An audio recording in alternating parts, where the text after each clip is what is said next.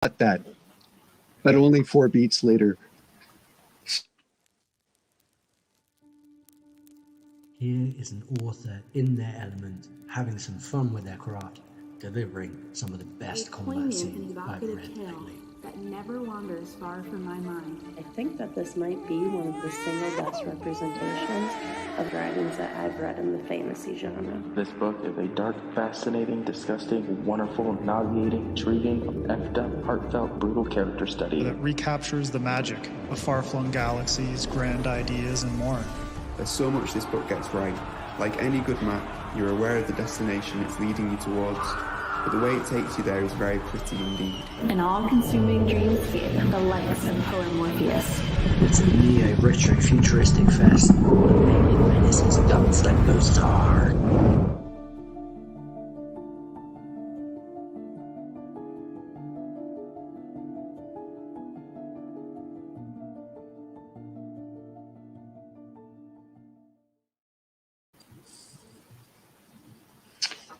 Well, after that, hello everyone, I'm Miles Cameron and welcome to TBRCon if this is the first time you're attending a panel.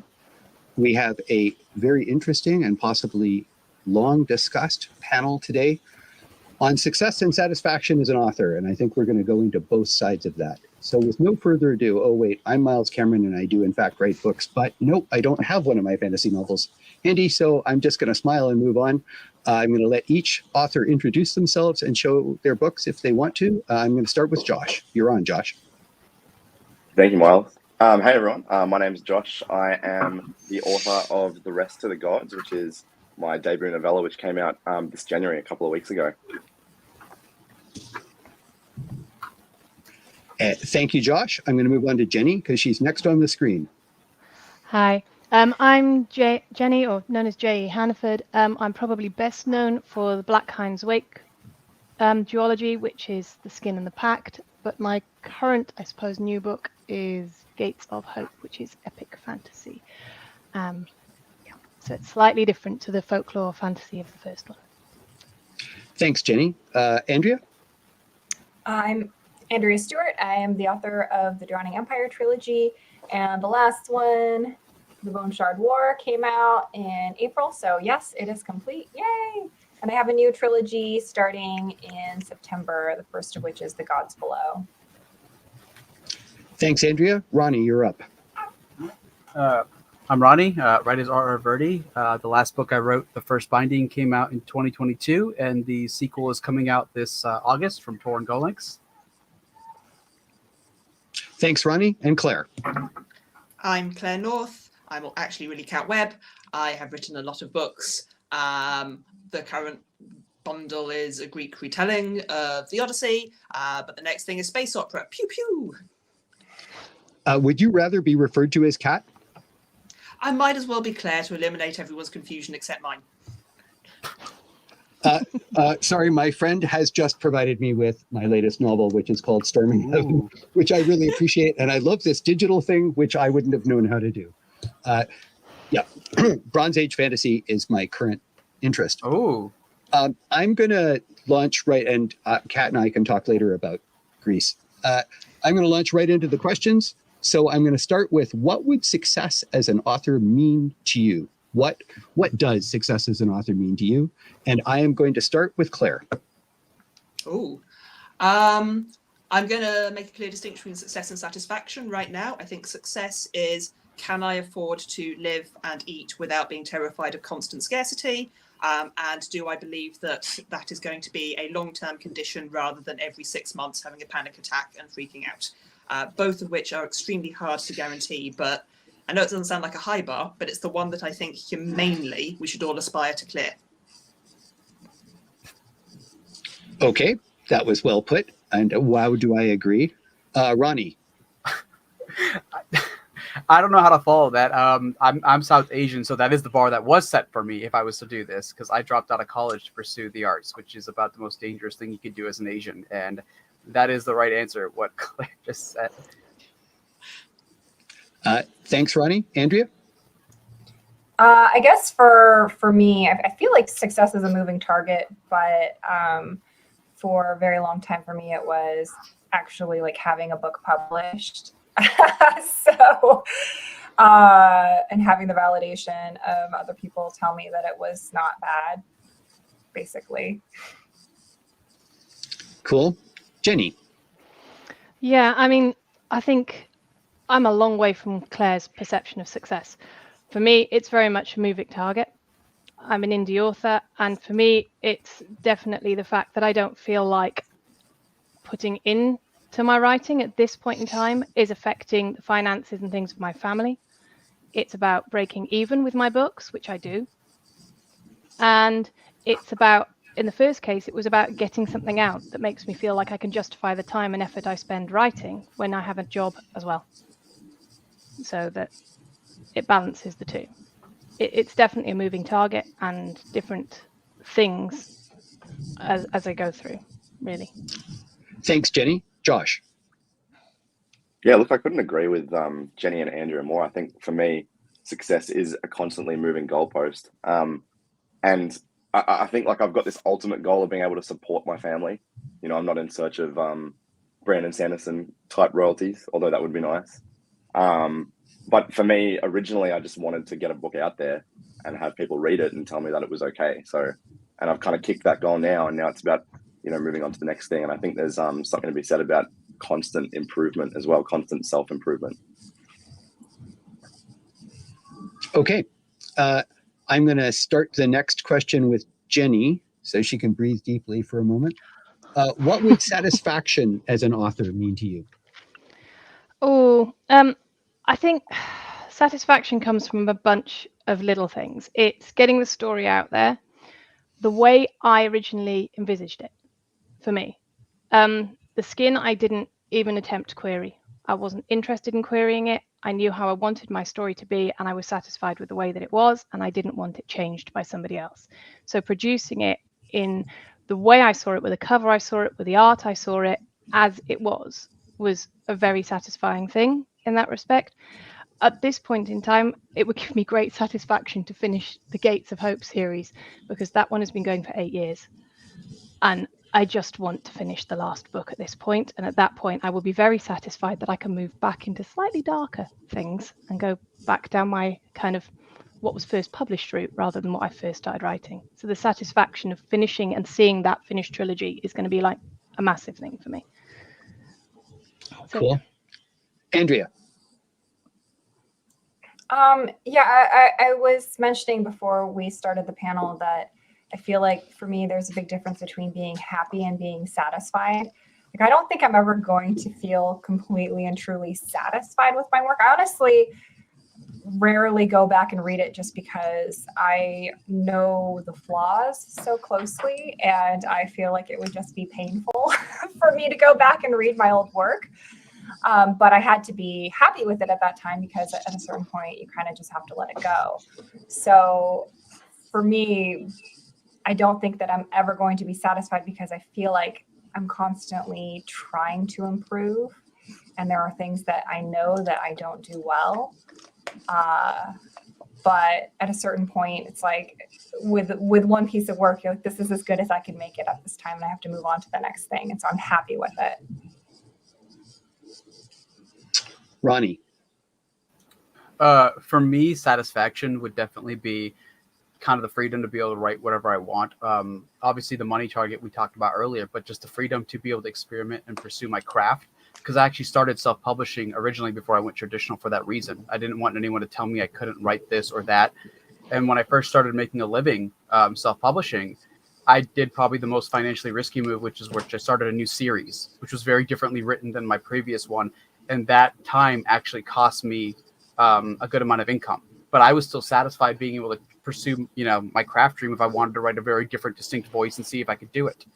And that's really important to me. And it's kind of what's made the adjustment to traditional somewhat different, and had to refine my new satisfaction, because I learned about non-compete clauses and different things that might narrow your scope of what you can and can't do, which thankfully my agent recently helped me figure out in a new light that's better for me. But as long as I get to keep writing and taking risks that fulfill me emotionally and spiritually, that's going to keep me satisfied. Claire. I don't know whether other people agree with this, but my instinct is that there's a key difference between success and satisfaction, as much as success is somewhat dependent on external modalities. You kind of need other people to buy your stuff and or say nice stuff about your stuff and or keep doing that. Whereas satisfaction, I think, is somewhat internal. Whatever happens externally, satisfaction has to be a thing you generate within yourself, which is why I think it's quite important to distinguish between the two. For me, satisfaction is, have I done my craft well? And craft is quite a big blanket that includes a whole host of things, including, can I write to an editorial brief? Can I take edits well? I think that is part of a craft for me. And within that, the backup criteria, which aren't really the backup criteria, can I write something entertaining, and is it humane? Which sounds, again, like a very low bar, but I think it's actually very easy in the great scope of possibility that is writing a book to get tangled up in your own head and lost trying to produce stuff with criteria that you may then look back on many years later and go, oh no, wait, that wasn't entertaining or particularly something I actually believed in or valued. That's quite a waffly answer, but I think craft, humanity, entertainment. There you go. There's the bullet points. Josh. I think that's a great way to sum it up. Yeah, what Claire said about thinking about how what you write is something that you really value and embodies what you believe. And Ronnie also spoke about risk. And I think for me, like, there's something to be said about writing to market, absolutely. But that's not my number one goal. Like, I just really want to write stuff that people get, like you want people to click with what you wrote. I want to write stuff that I can't see on the shelves now. And play with, new and different ideas. And I want it to an extent to embody the things that I believe in and to also show what other people believe in and open up discussion about the differences, I guess, that we try to celebrate in our society, or that we don't celebrate enough in our society. So yeah, satisfaction for me is all about getting to that and getting that from the reader and seeing that reciprocation between what I'm putting out there and what someone's experiencing themselves. I just want to ask, I wonder whether other people feel this way. I think when we talk about satisfaction kind of artistically, there's this old saying that you should write what you love because that is the thing that will be best and it's the thing that's most true of you. And that is arguably the most satisfying thing, to write what you love and what represents you. But I think it's also the most frightening thing to do, because then if people turn around and go, I didn't like that, there is an implication they didn't like you and the things you loved. And so the satisfaction, I think, when it's truly satisfying, comes with that frisson of risk. I don't know if other people feel that. I can agree with you. Putting the skin out I knew it would never get picked up because I knew it was too far out there, and I was scared putting that out there. Yeah, right. But I feel like there's risk, but at the same time you can't please everyone anyways, and really what you're trying to do is to connect with the people that you finding that audience that you are trying to connect with. I feel like that always comes with risk. I mean, I go and I look up authors that I love and I see all their 1-star reviews. And I'm like, you did not get this book. And I'm like, so that's you're always going to have haters, right? Well, that's the thing, right? Like, all of our tastes also come from other stuff we've read. So none of us exists in a vacuum or a bubble. Like, there are millions and millions of people who do love the same things we do. It's just marketing and finding them, and that's the hard part and the industry part of it. But they exist. They do. Somewhere. You would hope that you're not like all by your little lonesome in a big dark galaxy. I just want to jump in and say, Andrea, maybe it's just the way I write, but I have to reread every book in a series before I write the next series just to keep the characters consistent. And I just find that a bumpy ride of both immense satisfaction, like, ooh, I wrote that, and ooh, I wrote that. But anyway, it's one of those things I never look forward to. It's like, oh, it's the reread phase. Okay, I am going to start with Claire on, do you see barriers to satisfaction as an author? Oh, yes. Before I answer that, I just quickly want to say, again, I'm cheating, by the way. I'm literally starting with Claire because I think Claire wants this one. I do, but also I just want to say, we've all talked about kind of following artistic passions. I just want to take my hat off to professional writers who can take a commission and produce good work regardless. Like, huge craft and respect to be able to sit down and write to a brief. I think it's worthy of huge admiration. Barriers to satisfaction. Right, let's see if we can do this in 3 minutes or less. When you write, there is no objective metric for your value as a human being. There is no easy bar. There's no mathematical equation for have you produced something good. You may look at reviews, but for every 5-star review saying this is great, there's a 1-star review saying the package was damaged, or it's just not my cup of tea. So you can't take reviews as your objective metric. You can't take money as an objective metric. In most other industries in the world, there is a pay scale and it rises, and you have performance targets and you meet them, and there's a ladder you can climb. Even if you're not very good at your job, there's a ladder that you can climb with a promotion maybe 3 years down the road. There is none of that in any creative industry. It is insecurity. And in the absence of these objective metrics of your own value, the value of what you've produced, you are stuck with subjective metrics. And they are incredibly difficult because everyone has a subjective opinion on your work.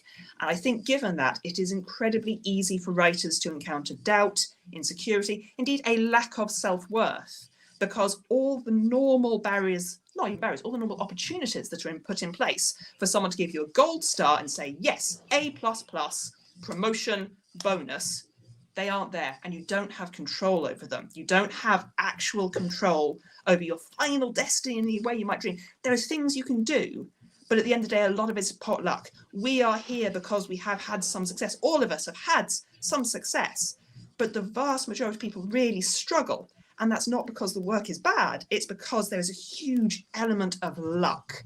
And that is incredibly dehumanizing, incredibly frightening. And finding satisfaction, I think, within that creative world is a real emotional challenge. Done. Well done.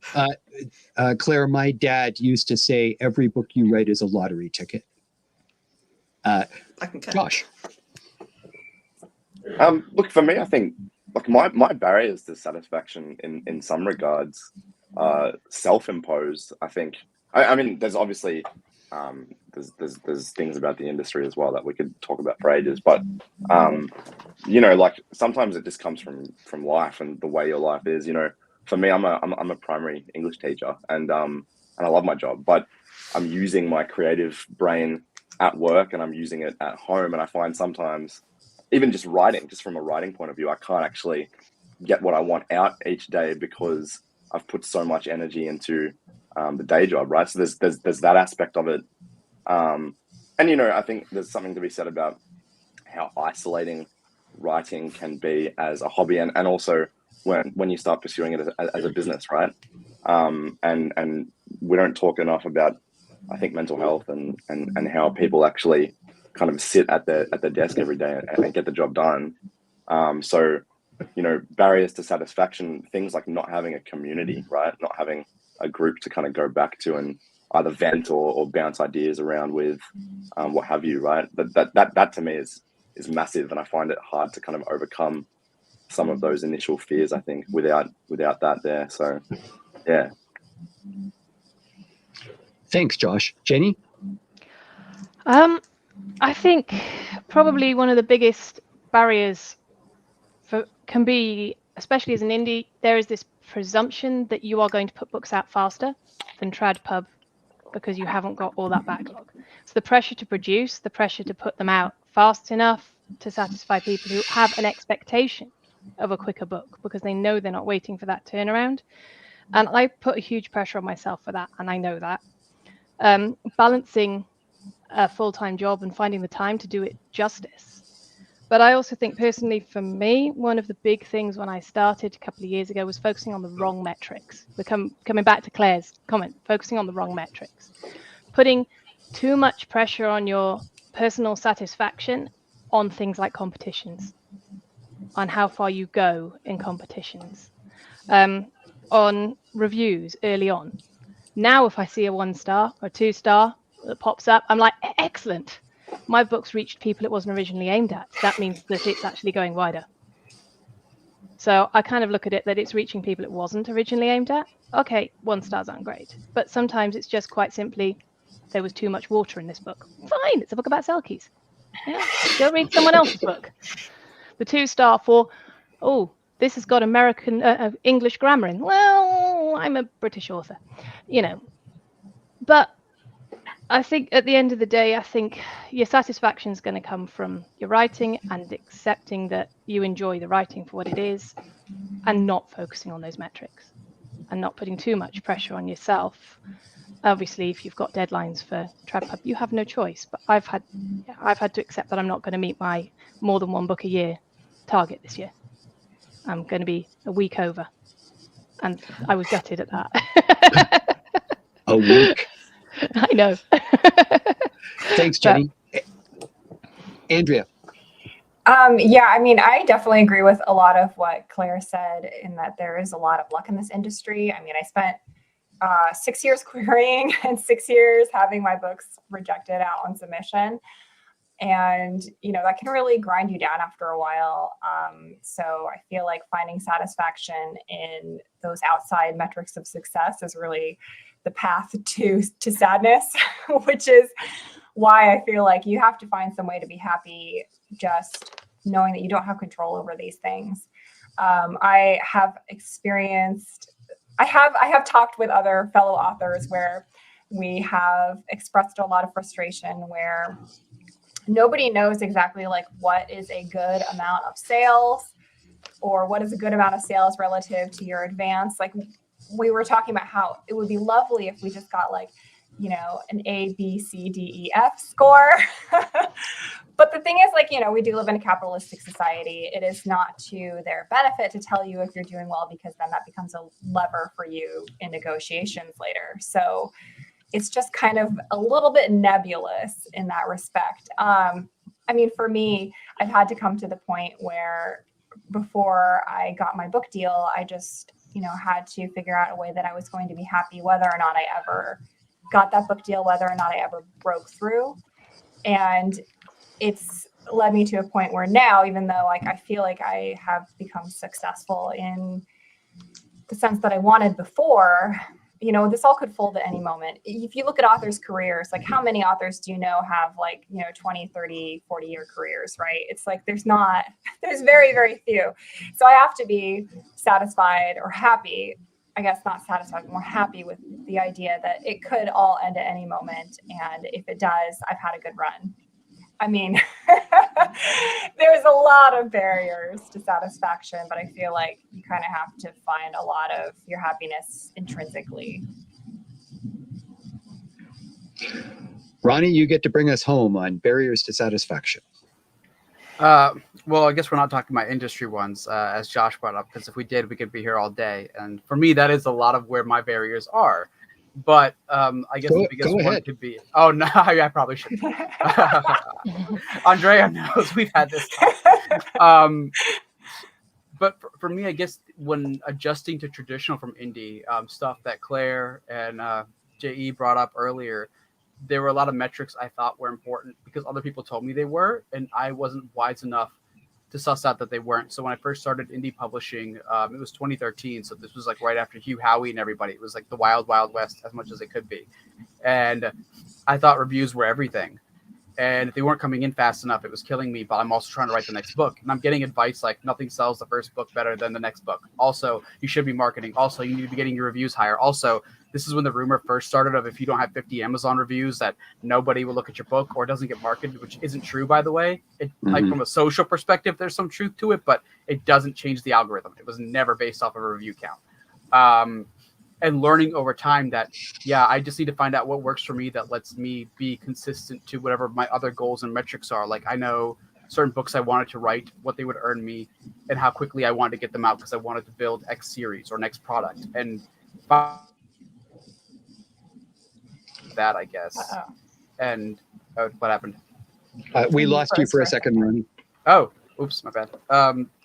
But yeah, I guess just figuring out how do I get to treat this the way I wanted for whatever my internal goal was. And that was to be able to write every day for a certain amount of hours, whether that's consistently at one block or not, and then create the books I wanted next out of my checklist of this is the next story I'm excited about.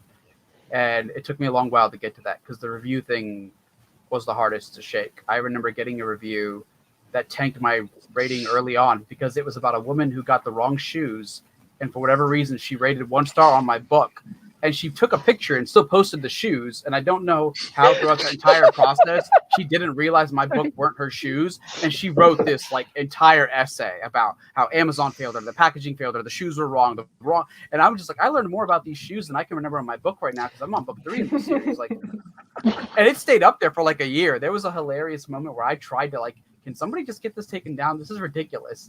And Amazon was like, no. Reviewers were like, no one could help, and it just that ate at me. And eventually now I'm in this vacuum where I'm just like, for me the best thing is to write the next book and be satisfied with the work I'm doing, and that's helped me keep going.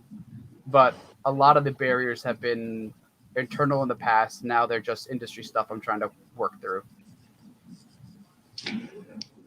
Go ahead, Claire.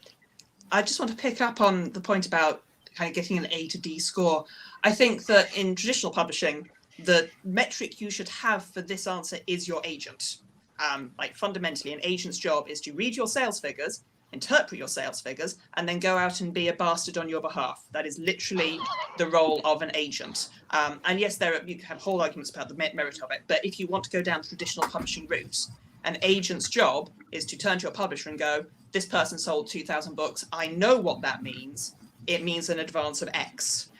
So I want to be clear about the motive of that. I think also you've shied away from pissing on the industry. I'm not going to, because here I am. You do not have to endorse my words. I think there is a risk in this industry. There is a risk in this industry that publishing infantilizes authors. And there's strong reasons for that. There is a cliche of the author as a nutcase, and it's quite a well-earned cliche for the above reasons we've just covered. You have no agency, you have no power, you live in a state of fear and anxiety. It can make you a nutcase, particularly if you don't have access to a community. Sometimes even if you have access to community, because the community, while it can be supportive and wonderful, can also fuel the nutcasery by going down the pub and going, oh, I know, oh, my publisher didn't even try with my book, oh, they didn't even try. And so authors can go nuts. And in the context of that, I think there is a tendency of publishers to go softly and tell you actually very little about their commercial reasoning. Blurbs are a really good example of this. Blurbs and covers. A blurb and a cover, if it's good, should be targeted towards a demographic. And if you turn around and say, but this blurb is not expressing the beauty of my dragon, then the answer you should get is dragon fans are not going to read this book. The thing that's going to sell the book is the Selkie or the politics or the magic or the wonder or the witches. But that's very rarely a conversation you have. And I think that is partially because publishers are scared of talking to writers like we're grown-ups. And there is a middle ground to be found. No one has yet found it. There is a place where publishers need to treat us like partners in a commercial process instead of just the creative woo-woo people. But also we need to understand, certainly in traditional publishing, and I think even more in indie publishing where it's all on you, we also need to understand that we are part of a commercial process and get educated. Absolutely. I mean, the common example that I see of that is that authors get told, hey, we're not doing physical ARCs anymore. And it's like obviously not true, and everyone can see it's not true. Yeah, don't lie to us. Generally, don't lie to us. Generally, people would just like to hear the truth, which is like, we're not doing it for your book for XYZ reason. I just want to tell someone else's story. A writer you've probably heard of, but I will not name, was told when he was trying to sign a new series that they'd take 2 books and they'd publish the next 2 if they were successful. And he said, fair, what's the metric for success? And there followed 6 months of bizarre negotiation as this successful, traditionally published author continually said, like, would it be 1,000 in hardcover and 4,000 in trade paper? Would it be, just give me a number. Give me a number that marks success so I can aim at that. And it could not be made to happen. And I back everything that Claire just said. Every word, including the infantilizing. I've been in this for a long time, since 1996. And the number of times that I've been treated as an adult, it's gotten better, but I think I could use my toes, fingers and toes, that many times. But it is worth being clear that in the US last year, 275,000 books were published. My publishing house, Orbit, is run by 7 people. They publish so many books in the year, they can only have the budget to promote 2. And that is a commercial reality which needs to be explicit, because otherwise we sit there going, it's me, I failed. I think it's also very important with the example you just raised, publishers, I think, have got less loyal, which I think is also an industry fault. Publishers used to understand that it takes 15 years to get a bestseller. Sometimes you get lucky, sometimes you get a huge hit on book one, but most of the time it takes 15 years. And I think in this age of, let's be clear, toxic capitalism, the pressure is on to go 2 books at a time. And that's fine contractually, but actually you do need to invest in your product, which is your author long term. And getting a loyal publisher is worth its weight in gold. Yeah, but how do you on another panel, we could talk about the industry model of wanting a one-hit wonder the first time and the relative payoff and what they think it costs them to support us for 15 years. I'm going to let that go. But I'm going to ask a question that's not on my list of questions and say, do you read your reviews? If so, why? And if not, why not? And I'm going to start with Ronnie. Not anymore, because I should have learned after the shoe thing, but over the years, they actually haven't helped. Well, no, the best metric I actually got, which is what Claire brought up, was when my agent first showed me the sales on my last book, and I had no understanding. If I just went by Twitter and social media, I thought I flopped.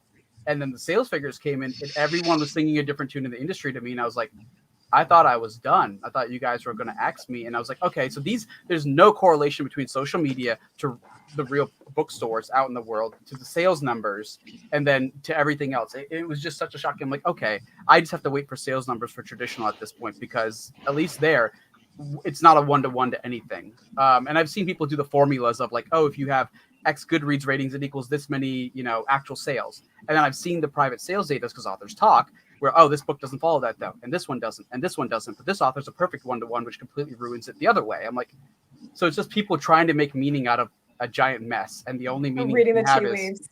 Yeah, exactly. And my agents actually said that we're all reading tea leaves. He at least admitted it, and it's like the only thing you can do is have a good agent and have that talk with them for the traditional side. And indie, the data is a lot more transparent, which I really, really like. And there's no reason to go look at your reviews then, because the only thing you really have is your sales numbers, and you get it. If you're one of the guys who checks Amazon every hour, you can get it every hour. That's really tense. Or you can get it weekly and monthly projections, which is probably healthier if you just launch something and you're keeping track of a series. So yeah, don't read your reviews. It's not a great metric, to be honest, unless you need like an ego boost. Andrea. I just want to mention that there is somebody who did make like a browser plugin that allows you to only see, I think, 4- and 5-star Goodreads reviews. So, that's like probably one of the few situations in which I would say, yeah, sure, go ahead. I always read my trade reviews, and I generally do read reviews when people get early copies, just because I kind of want to get a feel for what kind of reception it's getting. And also, like, I found some helpful things that I'm like, yeah, actually I didn't do that very well in this book, and I'm going to try to do that better in the next book. Or I have found some people's expectations for next books where I was like, oh, actually, yeah, I should have that in the next book. Like, why did I not think about that? Yeah. So, I mean, I feel like going and reading all your Goodreads reviews, though, is like drinking from a fire hose. So I wouldn't recommend doing that. But I feel like, I know we say like don't read them, but I mean, who doesn't want to put their hand in the pain box? I mean, it's people do it. We're all like masochists. Right. I feel like it's something that people say like, oh, don't do it. But I feel like there's very few people who actually follow that. And if, and I've had this situation where I've like hit a review where I'm like, crap, that made me feel real bad. And that's when I go and I look up like the 1-star reviews of the authors that I really love. I'm like, it's like, I'm not going to please everybody. So, whatever. And I'll give myself like 5 minutes to feel real crappy about this, and then I'll move on. So I do read some of the reviews. I don't read all of them though. Jenny? I used to, especially when the first books came out. I was nervous about how they'd be received. Less so now. I've got some lovely friends in the community who will send me a very excited message if something significant has appeared on my Goodreads, some people who follow it. So there was one incident recently where there was a sudden influx in my inbox of people going, Mark Lawrence is reading your book, you need to go and see the review. I had no idea. So that was one of those moments where I was like, I guess I'm going to have to brave Goodreads, because I did want to see that, you know. But generally I try not to, but obviously at the same time, when you're marketing as an indie, you've got to get your pull quotes from somewhere, you've got to get your marketing things from somewhere, you've got to fish through. You're going to have to go fishing in there. Because you don't have those options of trade reviews necessarily. So you got to go fishing somewhere for them. So every now and then I kind of brace myself and kind of go diving, but I do filter them as much as I can, because it is what it is. But yeah, I don't open the Amazon ones for some reason. I don't know. But the Goodreads one, I have to fish occasionally. Not by choice. I think I'm happier when I don't look at them. The longer I go without looking at them, the happier I am. There's something to that. Josh? Yeah, look, I'm pretty fresh out of water here. So for me, I agree completely with what Jenny said. Like, as an indie, you have to go fishing for quotes. I've just kind of had to just look at them kind of, you know, week by week and see what people have put out there and hope that there's something good there that I can use to promote the book a little bit more widely. But I think I do have a personal goal that I want to get away from that once I'm kind of seeing enough return on the readership, but I don't know how long it's going to take for that to change. So yeah, and once again, like, I don't have the benefit of seeing trade reviews, so with that being said, I don't really have many options. But I personally don't like reading them, and I usually wouldn't vouch for that either, especially based on what other people have said. Claire? Never have, never will. I have the extraordinary privilege that it's other people's problem to read it, for which I'm eternally grateful. I have such a strict moratorium against it that if I have to find my own ISBNs to put into the library lending service to register the books, I will delve into my publisher's blog announcements rather than go to Amazon or Goodreads. I figure that a bad review will ruin my day and a good review will turn me into an egotistical nuthead. So since That's neither outcome seems self-awareness. good, I never do. Good. We're going to start this round with Andrea. How do you work to improve your writing in areas that did not satisfy you? So, of course, that implies that you're not satisfied with something, which I'm going to believe is probably true of all of us.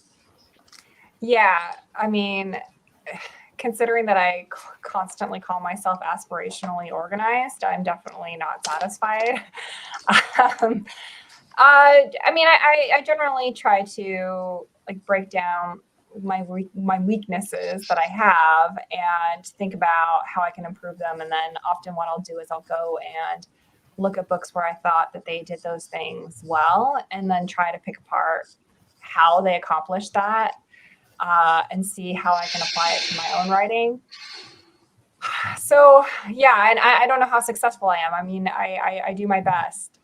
There's definitely things I think I'm constantly trying to figure out like, well, how long would it take them to actually travel this far? And I remember one time, like, there's a great resource.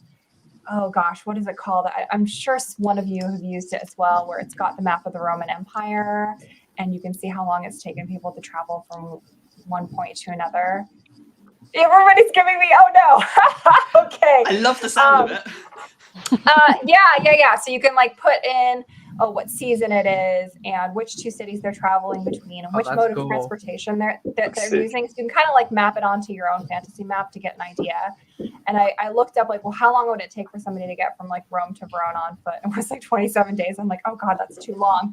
So it's just like, yeah, I know like logistics is like a weakness of mine. So that's like something that I'm consistently and constantly working on. And just like, I feel like even things that I'm good at, I feel like I could be better at because I'll read other authors that I think that they do a better job than I do. So yeah, for me, it's a lot of just picking apart what I'm doing wrong and how I can make my work more like somebody else's that does it better. So yeah. I'm just going to stick in, Andrea, and you can contact me offline. I have a bunch of 19th century military guides that will give you everything from how to load a wagon to how many rations of X or Y supply this many horses over this many time. I use it all the time in role-playing games, and I use it to write books.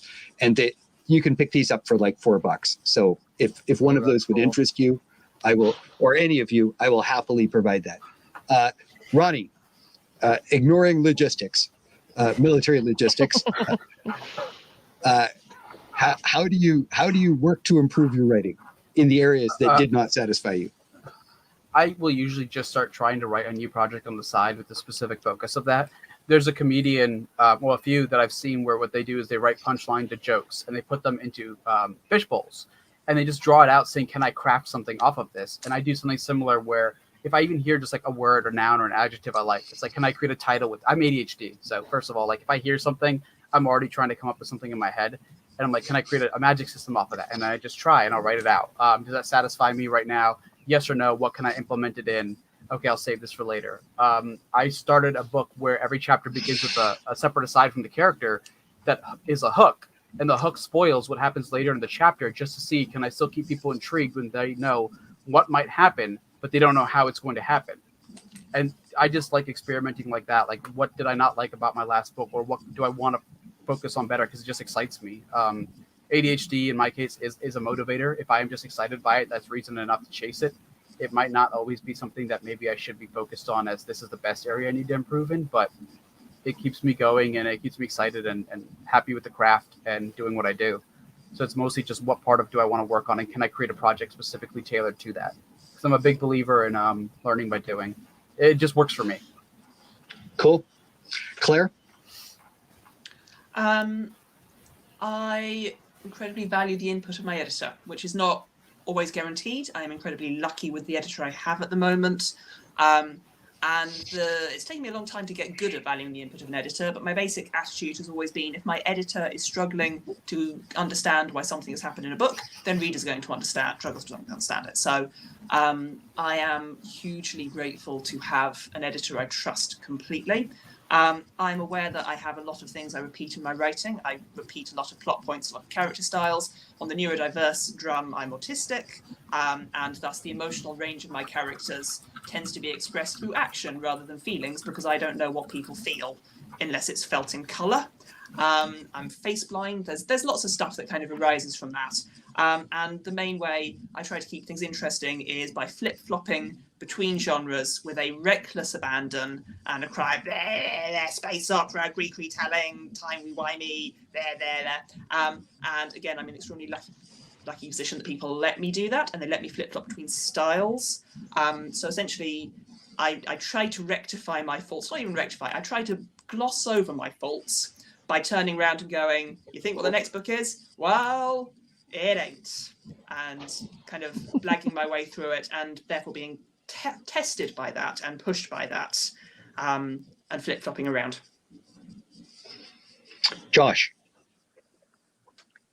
Look, I mean, if I'm talking about improving my writing in areas that don't satisfy me, I mean, the thing that comes to mind immediately for me is, stuff like editing, revising. That stuff for me that's not what I want to do. I'm very impatient, and I just want to get onto like the next big thing. So I've kind of had to teach myself to be okay with, I guess being uncomfortable with the process at some points. I love getting my drafts out and really playing with story, structure and all that kind of stuff. But at the end of the day, like I have to sit down and really make the book the best it's going to be before I can move on to the next kind of shiny thing that's sitting right in front of me on a sticky note on my desk or whatever it is. So, yeah. Jenny? I think I like to personally aim to not give my editor the same crutch words every time, which has made it a bit of a spotting game, because every time I think I've nailed one, the next book has a new one. But I'm going to agree with Claire in a slightly different respect. Obviously, I have a lot of I have some beta readers who I trust implicitly. And in a similar way, when they come back to me and they say, I don't get this point, or why did they do that, or what's going on there? At that point, if they're not getting it, other people aren't going to get it. And being able to go back and to look at those. And because of the direction that Gates has gone, I have had a sensitivity reader for book 2. And I worked really hard on trying to get that right. So thankfully, they came back and said they loved it. So that was like the biggest thing. But in order to get the book to where it needed to be, I did a lot of reading by authors that have not got the same background as me and not the same thing, that were very much their voices, their perspective, to try and see how they wrote that type of character, to ensure that although it's a secondary character, I tried to do that justice.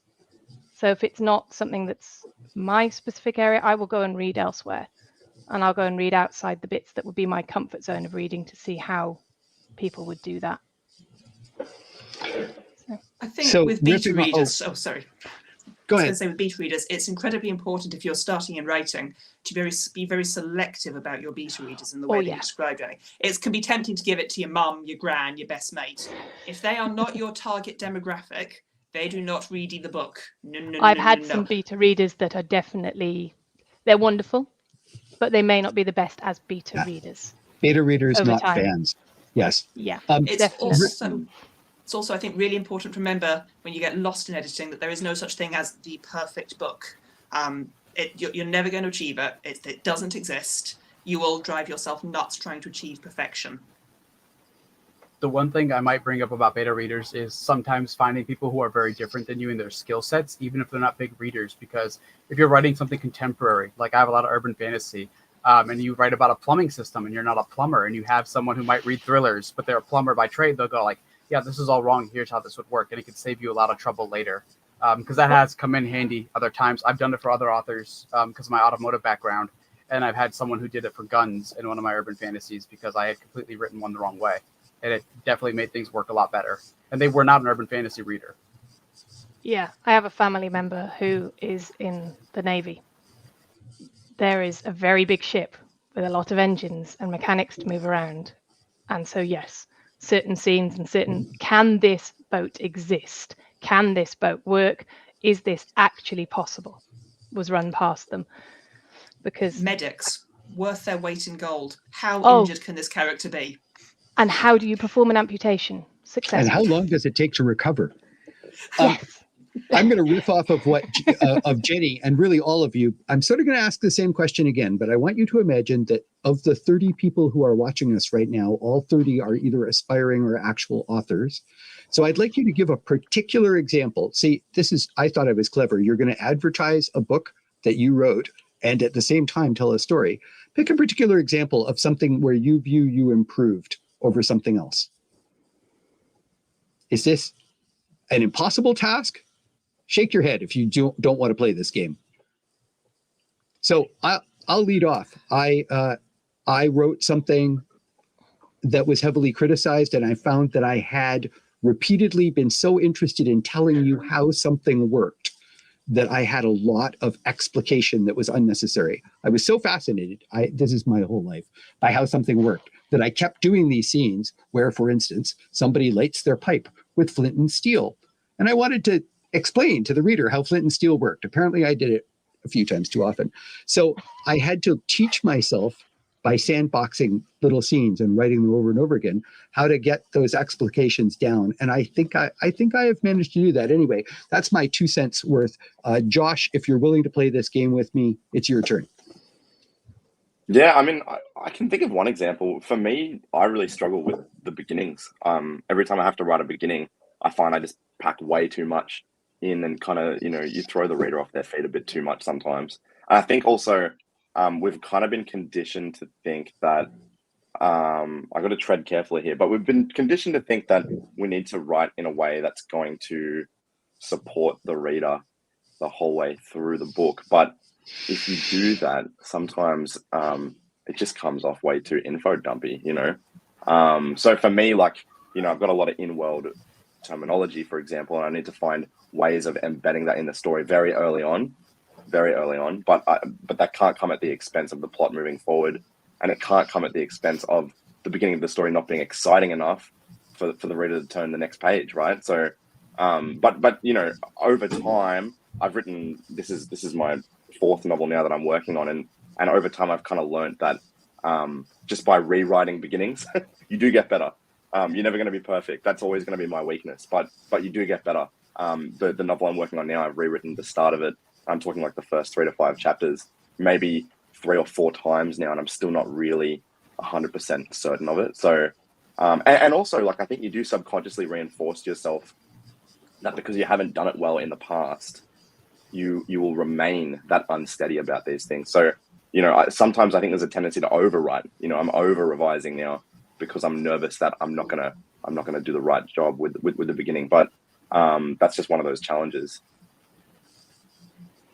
Claire.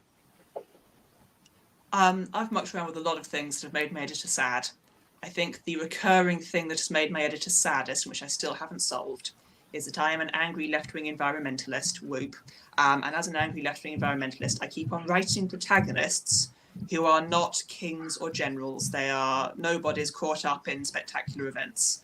And it's an absolute bastard for commercial paperback fiction to do that in a meaningful way. Fundamentally, we are fiction writers. We're here to tell a story, and the story needs to jog along at a nice and satisfying pace, and stuff needs to happen, and there needs to be a sense of agency.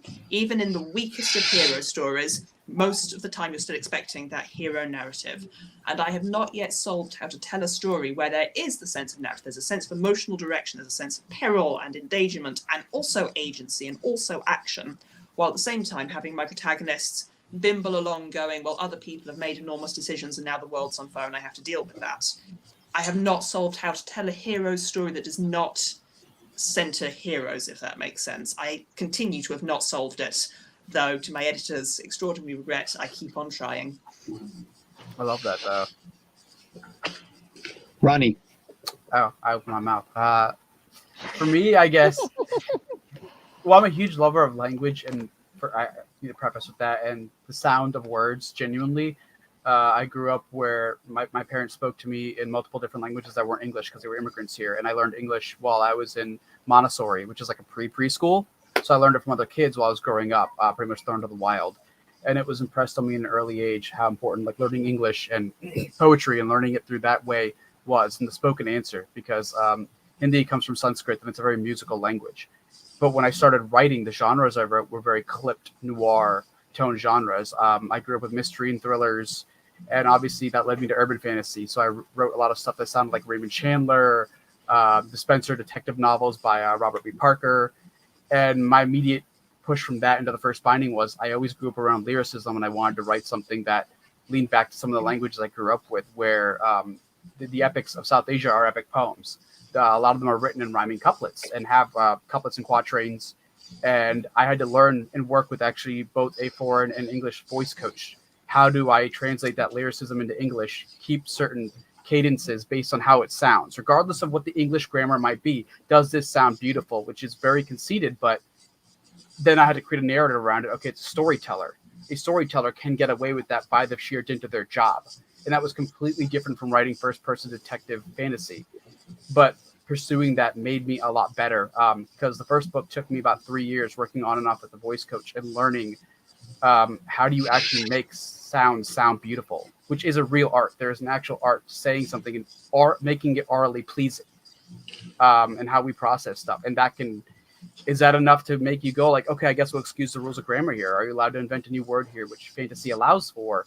But because it sounds beautiful and it fits within the larger context of what the sentence is you might be saying in this particular piece. And that was specifically part of why I wanted to write the new series that I'm writing. I love letter to language, mythology, and how do I incorporate all these nerdy things that I sort of fractionalize into smaller aspects, because my urban fantasy is all monster of the week, mythology of the week, because I'm a mythology buff. And I'd scattered it all over these different genres, every little love of mine. It's like, how do I incorporate this into the ultimate? I get to do everything I want about comparative mythology, comparative storytelling, critiquing the hero's journey while also doing a love letter to it and pointing out story homophily through multiple cultures, because we're familiar with Western beats and archetypes, and we completely forget the Silk Road existed that had done these epics back at the same time as Mahabharata and Ramayana have exact similar beats to the Odyssey and the Iliad. And that doesn't get talked about in a lot of Western academic cultures, but they're there. and they popped up around the same time. So what does that mean for storytelling that was traded? What does that mean for where we think the hero's journey come from and tropes? And trying to cram that all into this series was my way of trying to get better from what I was doing and I guess evolve and be different. And it's been I might have some gray hairs from chasing this so far. Yeah. I'm just happy that somebody said Silk Road out loud on this panel. Andrea, you're up. Well, I mean, I had a similar problem as Josh for a long time in that I didn't write my beginnings well. I always started too early because I felt like I had to have more info. So that was something that I actually ended up working with my agent on during revisions, where she was always like, the beginning is too slow, and then I had to fix that. But another thing that I didn't do right before I wrote The Bone Shard Daughter is that I focused a lot on trying to make fewer things wrong with my work. Going and looking at, okay, well, what can I fix here? What's like not good enough, instead of looking more at how can I make this more enjoyable and a better reading experience.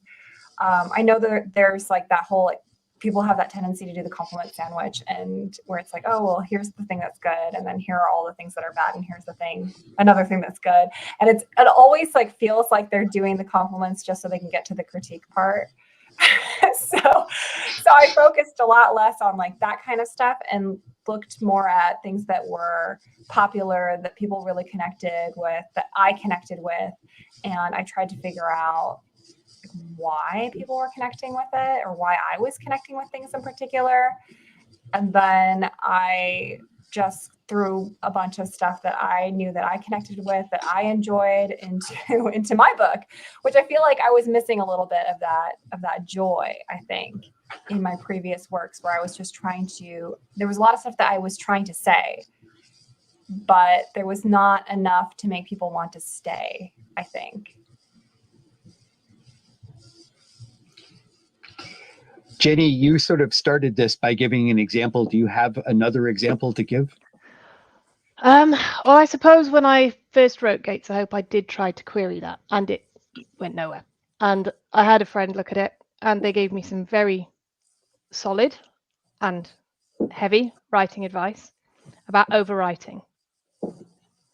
And I shelved it, but I felt like I could write something that I wanted, something that spoke to me, that wasn't just words telling a story. I wanted the story to feel like a story that was more alive, that you were more immersed in.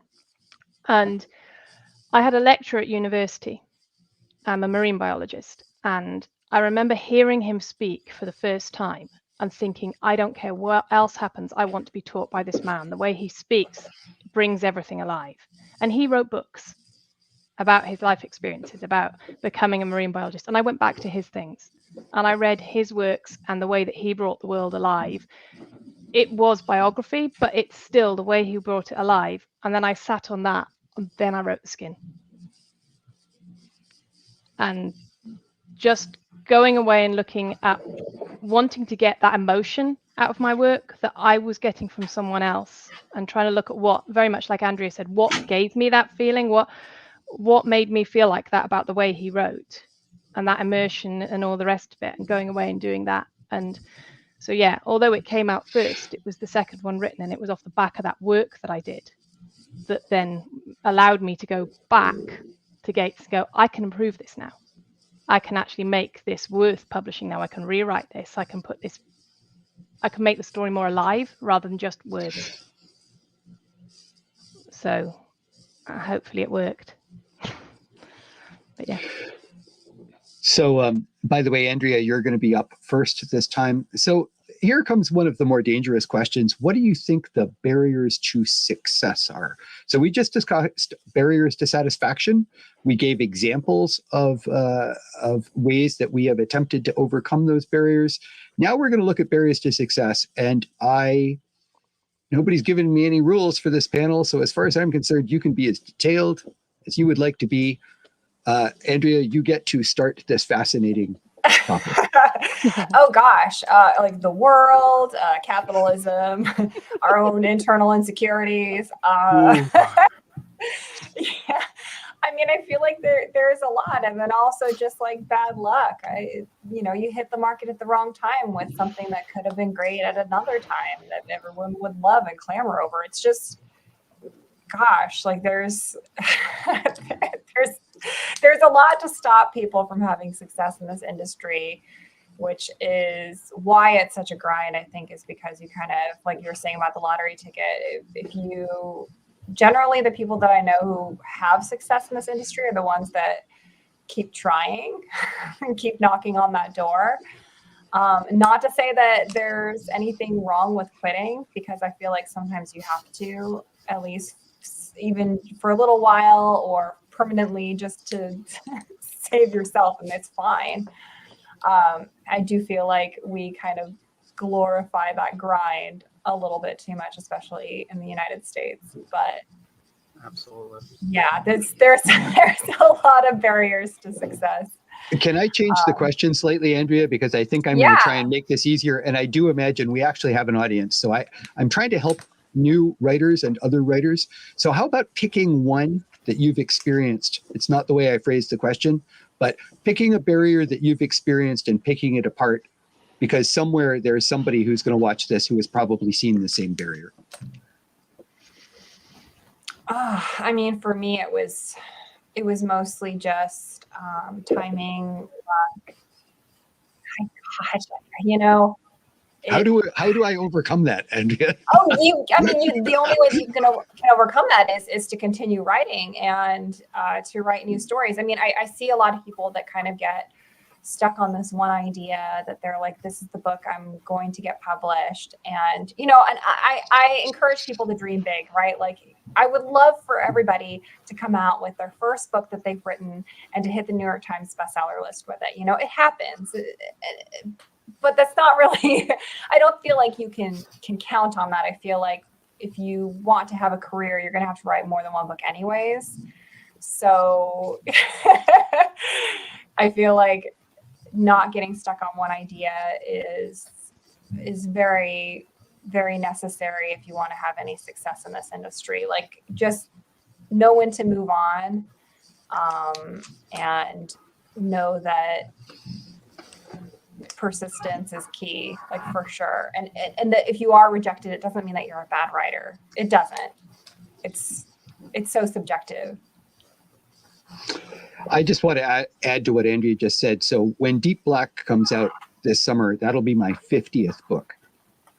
Wow. Just saying, like, and I write pretty fast, and I'm just saying 50 books. And I think I run about 1 in 8 that really work. So it's a bizarre roller coaster, but I would definitely support you, Andrea, that I feel for people who are like, wow, I put everything into this one book and it didn't work. And I'm like, write another lottery ticket. You climbed one mountain, but there's always more. Anyway, this is not my panel. I apologize. I just wanted to say, just keep digging away. Anyway. No, I think that's very valuable to know. Ronnie. And you want me to use the version that you rephrased earlier about, like, what problem did we specifically I think it's more useful to folks if it's okay with you. Oh, yeah, sure.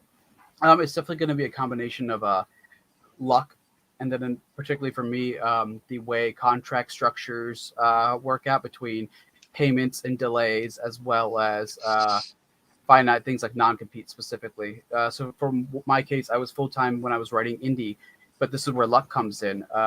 My second book was nominated for the Dragon Award one year, and it was up against Jim Butcher and N.K. Jemisin. So their names, obviously, that profile led to a lot of magazines covering that, like The Verge, which has how many X millions of readers. So when your name is on a list like that, of course, there's going to be some percentage of those people, probably larger if you're a small indie at the time. I was my second book, who will go oh, I'll check out the other names on this list. And that ballooned my income for a while. And that helped me. And that's a luck situation. And that allowed me to stay indie for a while, where I was able to take the risk to originally write the first binding, which went traditional. But that was originally going to be an Audible independent serialized fiction. I was going to put it up on a Patreon, write it my way, episode by episode, because I had my own theory at this time that I'm big into manga and anime, and One Piece was slowly becoming the largest piece of fiction in the world, which it now is. It has sold over 500 million copies in its paperback format. And I was like, I think the serialized format's going to blow up. It's more accessible and whatever. And I was at a convention talking to a tabletop editor, and I didn't realize a tour editor was sitting next to him. And by the end of it, he heard me talking about this series, and we just got along. He's like, you should submit that to me. And I was like, why? Like, why that? Who the hell are you? Probably not the best way to start that conversation. But he told me later he was a tour editor, and he offered on the series after I gave them a synopsis and offered the sample. But since going traditional, I had already built up a certain timeline of how fast I was writing indie. And I had certain expectations I would still be allowed to do indie work. And when the contracts came in, I was very adamant about trying to protect that. And certain clauses got through that, depending on how you interpret them, kind of tied my hands on what I could and couldn't do, which hurt. Because I'm also a fast writer. Book 1 was 350K, and before it came out, book 2's draft was already turned in at 450K. And I was like, I need time to write other stuff now. I've got income requirements. And then a delay happened, unfortunately. My editor was let go, which shelved a lot of tour books because I think he had like 8 at the time that he was managing. And I didn't get a new editor for about 6 to 8 months. So my entire pay scale, because, acceptance of manuscript, when book 2 is released, paperback, all got pushed back by years. And then that pushes back when I can do book 3 because I want to see what the new editor wants to change in book 2. And these are big books. And all that time, I'm unable to write certain indie projects, which has been really frustrating. So I actually spent part of last year, like a month or two, and I wrote a thriller. And I'm launching a whole new pen name, submitting a thriller out just to get that going, to continue my income stream. And I have to manage multiple pen names now. But that's been something I really haven't been happy with in the industry, and that I think people have to understand. Legalese can get you into some binds, even if you're doing well for one moment. This is industry that can sometimes change, and we're seeing genres pop up left and right. Like romantasy is super hot now. That means publishing money is going to be reallocated to acquiring some of those titles. Other genres might get less support. And if your mobility as an author, at least for me coming from indie, gets hampered, that could really hurt and put you in a bind. And it's no fault of your own, but it's something that you might have to suffer the consequences for. And it sucks. So just be aware of that. Your mobility and freedom, to me at least, is really important. That was cool. Interesting.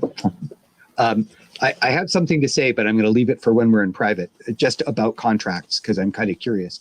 Josh. If I had to pick one thing, I'm just coming from an indie angle here, obviously, but for me, it's something that Jenny actually mentioned before, which is momentum. And I hate this word too, but maintaining hype, right? Like keeping that ball rolling in between releases. I do feel like there's a bit of unspoken, well, not even unspoken, but pressure, right? That tells you that the gap between books can't be longer than 12 months at most. So I'm trying to maintain that, all the while maintaining a full-time job, all the while maintaining the rest of my life, and that's pretty hard. So I think like if I was going to tell someone, go for it, get into writing, but just keep in mind that that you do have to keep that ball rolling, and you've got all the time in the world to actually put your first book out. So see if you can turn over a few really good projects before you actually get that far. That's where I'm at now. Jenny. I think that it comes down to the kind of, if you get knocked back, keeping going and not putting, as Andrea said, all the eggs in one basket. Write one book. If you do want to go trad, put that book out there, try and start working on something else. I know it's not always the easiest thing to do, and I get quite paralyzed when something's happening to one of my books. That's something I've had to work on. I'm now able to multitask. And one's with an editor, I'll start working on something else. But that's taken practice and that's taken skill. But being able to be flexible and move around and be prepared to start working on something else whilst one's doing something. But luck is, it is at the end of the day one of those things. If I hadn't had a conversation with specific people at a particular time, there's no way I'd be sitting in the broken binding stable. I was incredibly lucky to be in the right place at the right time for a right conversation to get those special editions. And as an indie author, those are gold dust. Where were you, Jenny? Where did that happen? Via Twitter. Okay. And then via a phone call. if we're coaching new authors Yeah. out there, it's good to know It comes how with your they all happen. networking. So build a network. Build the people who are going to cushion your crashes and your falls and your successes. And we've seen it a lot on social media, but you can be your own worst barrier. I think there was an incident today. If you have a problem, keep it offline. Keep it to your small group of people that you trust and that you know are going to keep those to themselves, and do not go sitting there blasting off about your reviews, because you will become your own biggest hurdle. Didn't we just have one like 2 days ago? There was another one today complaining about not giving people I'm more not than 3. resetting the counter every day, like since writing drama, zero. It's just like, just keep your mouth shut. Talk to the people that you know you can trust, and don't blow your own success out the water by mouthing off where you shouldn't be. No one got in trouble by shutting them up. Exactly. Claire, I believe you've waited patiently for an opportunity. Bring us home on barriers. The thing that's really personally and deeply affected me is capitalism. So barriers to success, I think it's worth being explicit in this genre. We are all nerds. There is a critical ignoring of this genre. The 3 best-selling genres in the entire world are in order: erotica, thrillers, and SF fantasy. And we don't get reviewed as much, we don't get paid attention to much, and yet we bring the big bucks. This failure to acknowledge us as a critical force impacts our publishing houses. Huge money is spent on literary books, is spent on celebrity biographers and colouring in books, and actually not a huge amount of money is spent on supporting the genre within publishing itself, because it doesn't receive the same critical attention. It is still fundamentally a snobby industry. So, dear viewers, the first thing I would say to you is own your nerdiness. Own it, celebrate it, because there is a movement culturally to celebrate SF fantasy more. Certainly the Marvel Cinematic Universe is helping. Star Wars, bit of a dumpster fire, Andor was great, but like, if as a readership we do better at celebrating the genre, then I think that will actually directly impact our outcomes as publishing houses. So that's snobbery, part 1, celebrate being a nerd. Part 2, capitalism. There are 5 big publishing houses, which is a monopolistic power. I am published by one of the 5 big publishing houses. I love my imprint, I love my editor, I love the team. However, a monopolistic power is fundamentally damaging and does reduce competition. Authors' incomes have fallen steadily over the last 10 years. Publishing incomes have not actually fallen that much. The shareholders are still making a huge profit while author incomes are dropping. So questioning monopolistic power is important, and the single most monopolistic power, hard word to say when it's this late in the UK, is Amazon. Amazon controls 75% of all book sales. It controls 82% of all indie and self-published sales.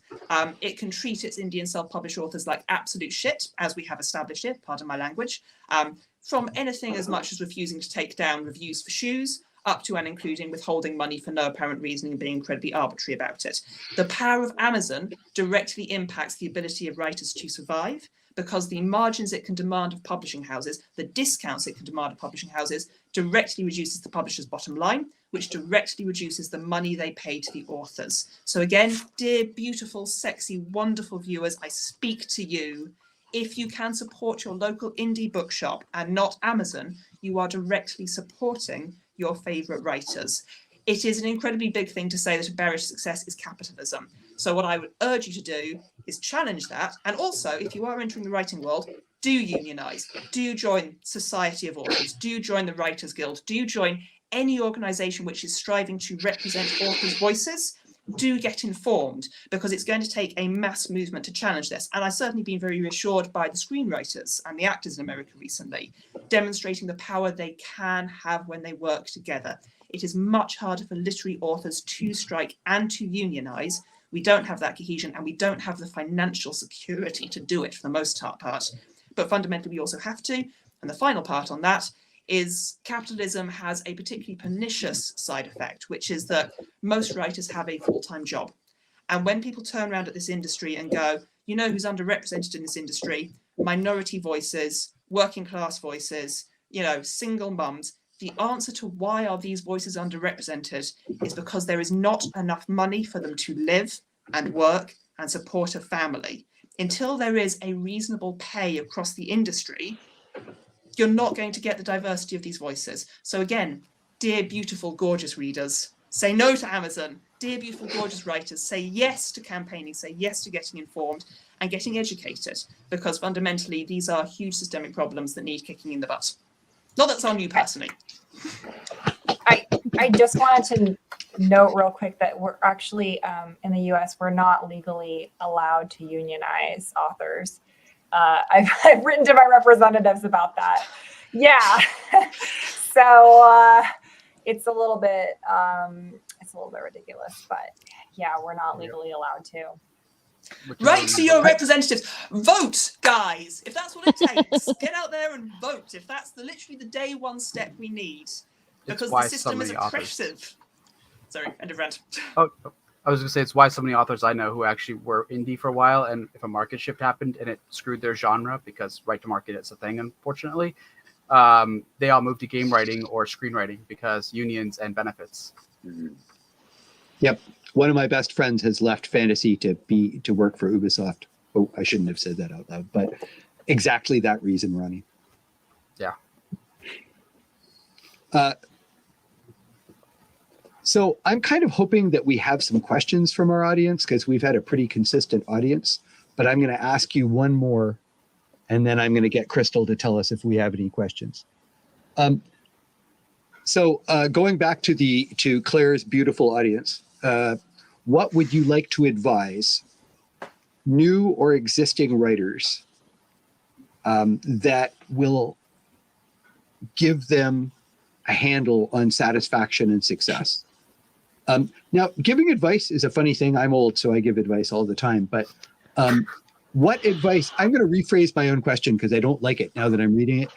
What do you wish someone had told you when you were at about 80,000 words of your first manuscript, or whatever point you want? I don't know. Pick a point. But what do you wish someone had said to you when you were either aspiring or cooking along or fighting your way through that might have lightened the load a lot? I've already heard a couple of good things, but like, I don't mind if you restate something you said before, but again, imagine those lucky viewers who are aspiring. And since Josh is nodding, oh, Claire? I was going to say the thing that leads to my mind is deletion is your friend. If you are stuck in a corner trying to solve a problem and you're beating your head against a wall, don't try and fix it. Delete the Mother Hubbard. Deletion is your friend. It feels scary to delete a lot of text, but it is better to delete something that is bad than constantly try and fix something that is unsalvageable. Can I just speak to that, Claire? What I want to say is, because it's something, again, I learned to write from my dad. I'm a second generation writer. My dad said, never throw anything out. Cut it, paste it to a blank page. You may use it again. And especially when you're cutting more than 5,000 words, which can really hurt.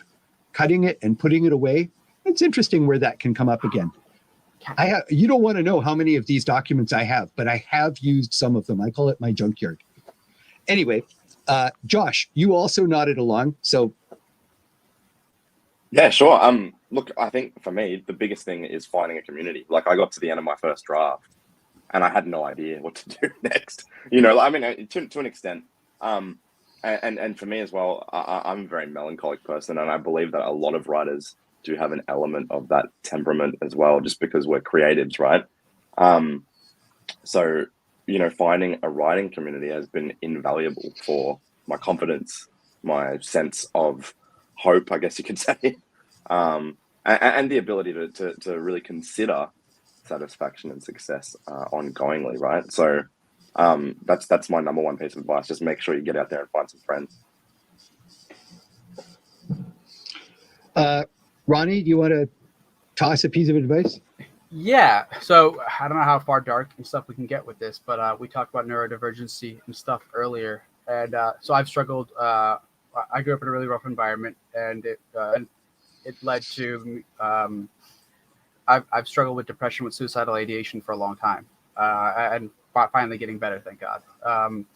But starting out early, at 18, what led me to writing was I tried to take my life over a summer, and I nearly succeeded. It was a freak accident. I survived, And I'd begun writing. Over that summer, I didn't know what I wanted to do career-wise. Nothing that my parents, this very typical Asian background, nothing clicked with me, and I wasn't built for medical school, and I saw what it cost. So I pursued writing, and I instantly fell in love with it. Everything in my mind made sense, and I'd probably been studying acting, and there wasn't much opportunity for a brown guy back in 2008, 2009. There just wasn't. You were going to get typecast. And I'd gone years half-assing manuscripts, sorry for language, getting halfway through manuscripts I wasn't happy with, and I got to a point where I was like giving up on life. And I'd seen that my favorite author was locally doing a book signing for his newest book. And I took that as a sign that I was going to go there and get the newest book signed by him. And that would be a good note to end my life on. And like one good, final goodbye. And he asked me during the signing, I was fortunate enough to make the line and get in, hey, how's it going? What's going on? Blah, blah. And I don't know why, but I told him everything that was going on in my life at the time. And I just didn't think I was ever going to make it as a writer too. And he stopped the signing and told me that the only person that could write my story was me. And that the only thing I had control was whether I gave up or not. He couldn't tell me when it would happen. But if I kept trying, at the very least, there's a good chance over the length of my life, I would probably get published. That if I did that, then it meant I could maybe one day even be in an anthology with someone like him. Maybe I'd be up for an award with him. Maybe I'll panel with him. And I don't know why, but that resonated. And it boiled down to, I guess, just not giving up. And I held on to that piece of advice from my favorite author. And years later, I met him at a seminar, and he didn't remember me at the time, and I didn't expect him to. And I just self-published my first book, and he asked for a copy, just seeing it in my hand. I was giving it out to other indie authors, actually, not him. And he asked me to sign it. And then a year later, I was up for the same award nomination as him. And then I was later invited to an anthology with him. And like every single thing he told me I could do from that point actually happened. And I actually dedicated the first binding to him because of that. But it came down to just not giving up. And it took, from the point he gave me that talk, literally 10 years to when I debuted traditionally, indie publishing before then. But I guess just don't give up if you can. That was fantastic. Thank you, Ronnie. Jenny. God, how do I follow that? Yeah, I'm wondering about that myself. Yep. Very courageous, by the way, Ronnie, and I'd like to thank you for saying all that. Thank you. I think it goes back as the piece of advice from what was said earlier. Don't write what you think other people might want to read necessarily. Write what brings you passion and what you want to write, because you're more likely to finish it, you're more likely to make a good job of it, and you're more likely to make it alive. I definitely made the mistake of trying to write a book that I thought other people would want to read first, and it was a mess. Instead of, I realize there's writing to market, and that's not what I'm saying. Just kind of do your research, write what feels right to write, because you'll want to finish it and you can believe in it a bit more. So. Andrea, I think this is pretty much the end. We might have time for a couple of questions, but give us some advice. Yeah, sure. I mean, if I were to talk to myself when I was 80,000 words into my first book, I think it would be pretty discouraging to sit down and be like, hey, you're going to write like 6 more of these. It's going to take you 12 years. And I know there's that temptation to be like, whoa, kid, like, you don't know what you're getting yourself into. But I feel like it's possible to keep your expectations really low, but also to still have those high hopes. And I feel like half the fun of this whole industry is having high hopes. Like, oh my God, I'm going to have a book on a shelf one day. It's going to have a cover. It's going to be wonderful. Even if, you're running into a lot of roadblocks on the way. For myself, I came to a point where I had my expectations extremely low. I basically was like, well, if I just never get a book deal, then I'm just gonna do this extreme saving thing that I was doing and retire early and just write books and spend my time doing that, whether or not people wanted to read them. And so I kind of just found my peace that way, is just by keeping my expectations really low. But everything that I worked on, I still think like, I was still like, this is it. This is the one, some part of me. And I feel like learning to live with that kind of dichotomy in your head can go a long way to giving yourself some peace with this whole crazy industry and the huge element of luck that's involved. So that's what I would say. I would say learn to keep your expectations very low, but don't be afraid to have high hopes, because what's the point of living if you don't have big dreams?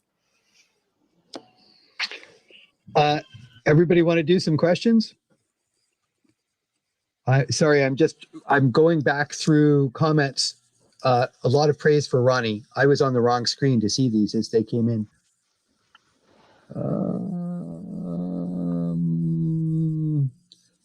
I think people are just enjoying various comments made about capitalism. Okay. Crystal, do you want to help me out here and tell me if there are questions here that I'm missing that I should be putting to my panel? Technology is not my best thing unless I'm writing about it. Okay. Have you all found that with social media, we are our own best advocates? Let me chew on that for a moment. Have you all found with social media that, oh God. Yeah, I have a very love-hate relationship with social media. Who wants to tackle this? We have like 4 minutes left, so I think everybody gets. Okay, Ronnie. Ronnie wants to. Hello, Ronnie. We've talked a little bit about this too. My feed is, God, it's like half bad Comedy Central. It's just, I let my ADHD go rampant. If I want to talk about cars for an entire thread, I just will, which is not smart marketing, and me being frustrated at capitalism and how it's overly inflated the car market. And then I weirdly will get followers who are interested in that, but I don't write about cars. And then I'll do an entire mythology jump because I'm just angry and I'm pissed off that people don't know this one Greek god is exactly analogous and similar to a South Asian god, a Balkan god, a Lithuanian god. And this is where they come from Proto-Indo-European mythology. And then I've got 10 pages of a Twitter thread and 1,000 more followers. And it's like, oh, social media can work, but everyone just thinks I'm a crack addict or something because of the way I tweet. It's completely erratic. So I'm not sure if I'm my best or my worst, but I can say somehow it's worked out, and overall it's helped. It is hard keeping up with that. I feel like there's this pressure from publishers for us to be almost performative about it, and have like the scope of this is your author brand versus just being a person, which is way easier for me because I'm naturally an extrovert and I'd rather just talk about whatever I want to talk about, and then hopefully that intersects with some other nerdism that will lead people to read my books, obviously, because we have to sell those. But mirroring Jenny's point earlier, that the Broken Binding actually reached out to me for the very same reason. I was talking about nerd stuff, and they had seen my book coming out with Tor, and they were like, hey, this is coming out in the UK. And I was like, yeah, and we got into DMs, and they're like, we'd love to do a special edition for this, which did phenomenally for me, and it really helped my UK numbers. So I think some social media, you can be your own best advocate if it's one where you naturally feel comfortable. I'm getting better with Instagram, and it feels very natural to me. I haven't ventured into TikTok, and I don't think it would ever work for me. It's very short form, and I end up rambling and doing massive long threads and talking about weird stuff that goes on for pages. And that's just not the format for me. So we have 90 seconds left, and I'm going to use that 90 seconds to let you guys sign off so that you get a chance to advertise yourself. So I'm just going to go around the screen the way we started. Josh, tell us who you are and what's next. Yeah, so I've got my first novel, I guess, in my series coming out in the middle of the year sometime. It's called An Exile of Water and Gold. But the novella, which I flashed up before, this one here, The Rest of the Gods, you can download that for free on my mailing list. I think my link should be in the description. Cool. Jenny? Well, Gates of Sorrow, the second book in the Illyrian Gates trilogy, is coming out on the 19th of April. And actually, its cover reveal is on Tuesday with FanFiAddict. So, and the artist has done an incredible job. So, Andrea? Yeah. So my Drowning Empire trilogy is complete, and that can be found most places. And my new series is starting September 3rd in the US and September 5th in the UK, and it is called The Gods Below. Cool. Ronnie?